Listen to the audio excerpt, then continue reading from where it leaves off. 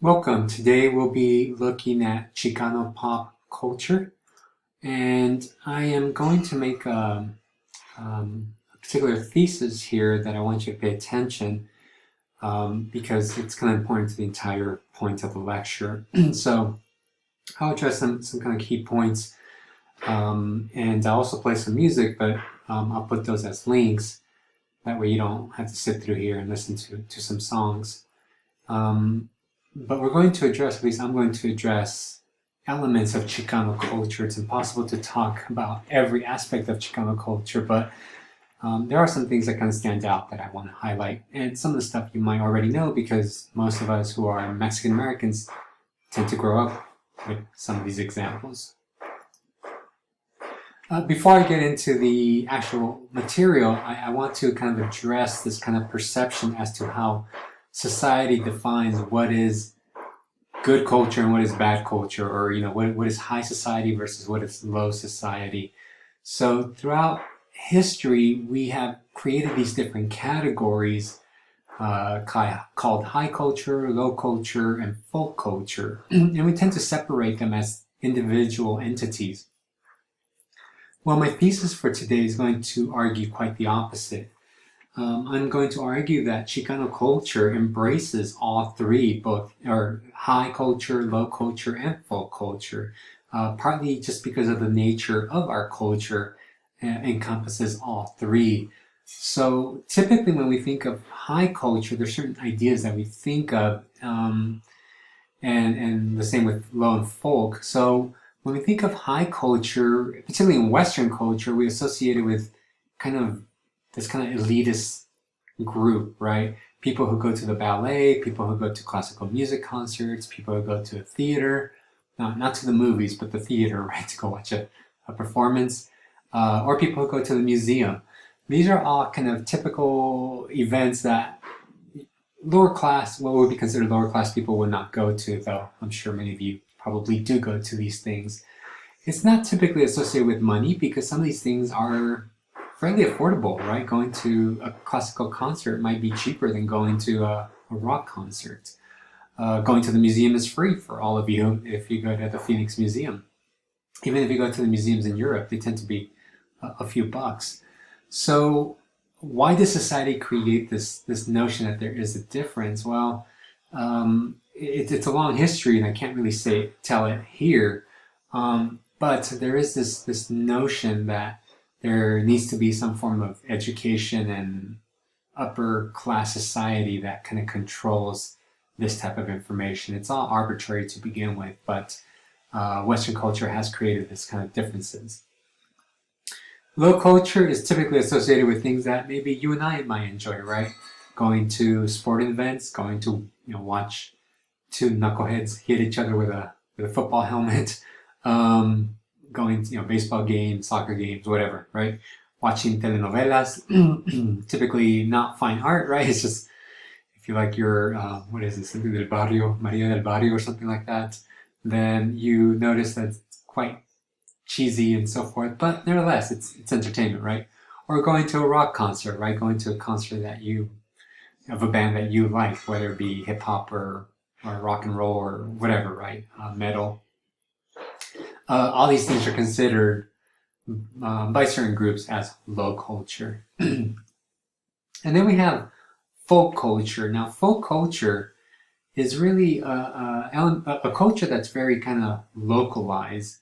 Eventually, folk culture extends sometimes into the mainstream because it gets co-opted or whatever. But a lot of times it starts very local, right? When we look at things like country music, it's very kind of regional to a certain part of the United States. Obviously now it's global, but at one time it was very, very localized. When we look at something like hip hop, at one time it was very localized. It was either in the West Coast in Los Angeles or in New York. You have these two kind of major hip hop movements, and they all kind of take shape on their own. But eventually it blows up and becomes part of this kind of mainstream culture. And I asked you some questions that relate to this element of culture and mass production, so hopefully you answered those already. If you haven't, they're going to be posted to see, is this a good thing when folk culture becomes national? and it gets co-opted. We use words like appropriation. Is that like a problematic concept when mainstream society takes these subcultures and they appropriate them to make money off it? So you'll be the judge of that. And the culture that created it sometimes took it from somebody else. So is it good? Is it right? Is it wrong? Well, it's a debatable question. I will provide some examples of music. Throughout the semester, I've been playing music. Part of the reason why I did that was because I wanted to kind of drown out the silence. As students walk in, it's always very quiet. Many students just sit there quiet, and I'm very quiet myself.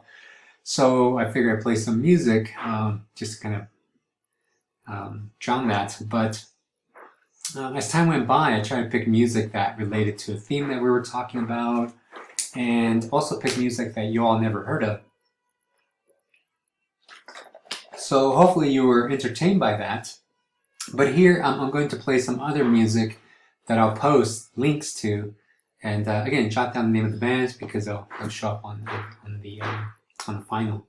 But the first genre that I want to talk about, because I'm talking here about Chicano music. What is Chicano music? Well, that's an open-ended question.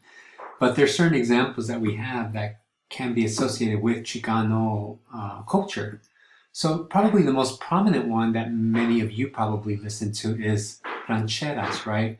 This is actually not typically produced by Chicanos, by Mexican Americans, but mostly by Mexicans, right? Up here you have Vicente Fernandez, and again I'll play a sample of that so you all get to hear it. Again, I'll post it a little bit later. And the canción ranchera is very much so a Mexican staple. It emerged about the late 1800s during the time period that France controlled Mexico. And they take a lot of the instruments from Europe and they create a new sound. And it just feels weird because I don't get to play it here. But definitely La Canción Ranchera is a very kind of stylized music that if you ever look at, well, you'll see the performers, they're kind of all in these fancy outfits and so forth. It's almost considered like high culture in Mexico. Yeah, it's definitely part of low culture because everybody can listen to it. Another example is the corrido. The corrido really emerged during the Mexican Revolution in the early 1900s. If you ever listen to a corrido, and I'll play some here, I'll play some narco corridos. But if you ever listen to corridos, they tend to be very simple in its structure. It sounds very kind of repetitive a lot of times in the way that the song is actually structured. And most of these songs were performed by people who just wanted to sing. Not so much that they could sing or had the best voice. When you compare their voices to somebody like Vicente Fernandez, it's, night and day type of situation. But a lot of times they tell stories about everyday people, people that had some kind of impact in the local community, so not everybody knows them. So this is a great example of very kind of folky that becomes part of low culture. So it kind of transcends the different categories that we have. Now the corrido is typically produced in Mexico, like in the border region, whereas la ranchera is more of kind of central Mexico.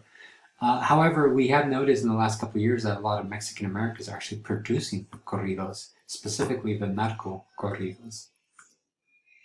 Another kind of important genre is Tejano music. Now, we're kind of moving our way north, right? Music from Texas has its own kind of twang to it, if you will. And one of the most famous songs is this lady. Again, I'll play a piece of her music that kind of has that country sound. So kind of depressing, talking about lost love, but it comes out of Texas.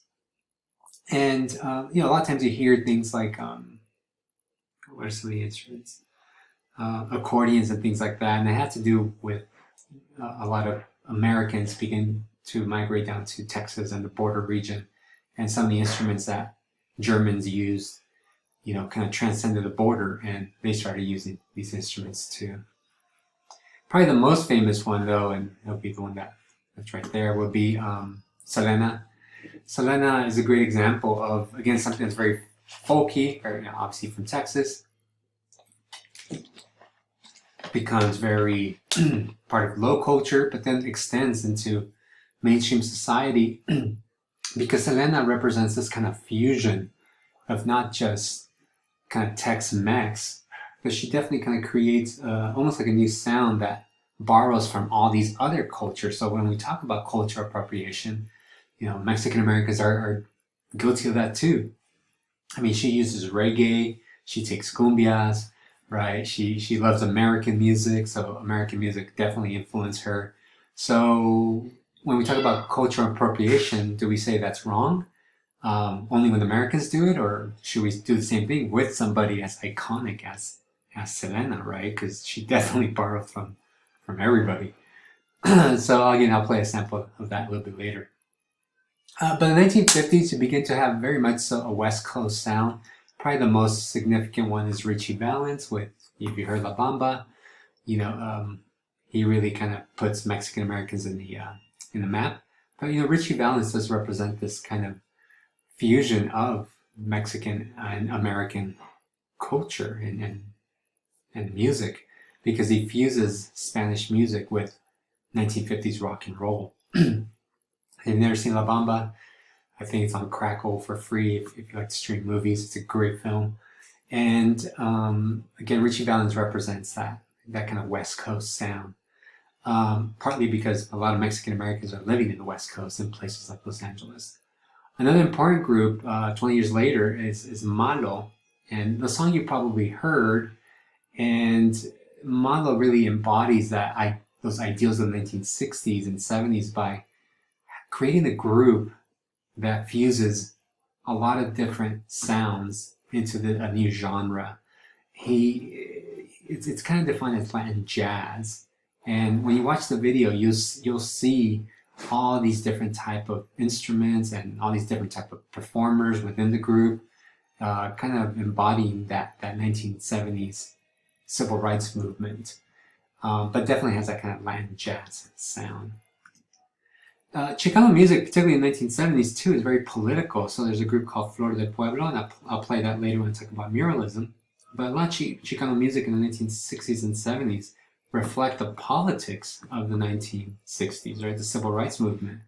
And had we been in class, I would have played some other music that addressed, the civil rights movement, that addressed the Cesar Chavez's movement.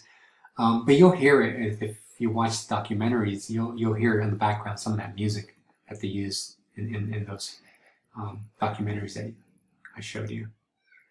And then in the 1990s and into the 2000s, and even today, you have this new genre called rock en español. And again, here's another great example of appropriation, where a lot of bands from Latin America and some from the Southwest began to take American music, and particularly 80s new wave, and they appropriate not only the sound, but the instruments, the synthesizer. So you have bands like Maná, Jaguares, La Ley, who definitely are influenced by groups like The Cure, Depeche Mode, and they take some of that sound and they create a new genre in Spanish, but definitely has that kind of vibe from the 1980s. That's part of the reason why I like it. I'll show you an example from Maldita Vecindad. But all in Latin America, you have all these groups that are taking kind of like a ska sound or synth sound, and they're creating this new genre called rock en español. I'll stop it there, and then the next lecture will focus on art.